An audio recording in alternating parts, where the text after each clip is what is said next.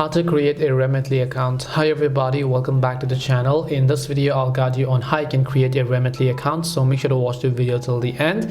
Well, if you'd like to create a Remitly account, all you have to do is first of all just launch the Remitly app and make sure that you first of all downloaded the application from your respective Play Store or your App Store. Then once you've done that, you want to make sure to tap on create a new profile and then select from which country you're sending it to, which country basically. So let me go ahead and select from which country I'm sending over here.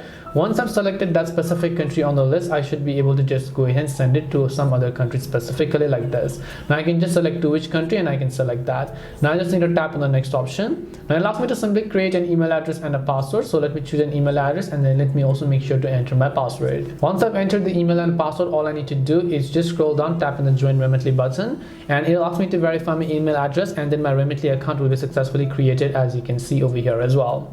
And that is it on how you can basically create a Remitly account. Hope this video was helpful to you guys, and if it did help you, then make sure to leave a like and subscribe to the channel. And if you have got any questions, feel free to leave them down below. Thank you very much for watching and see you in the next video.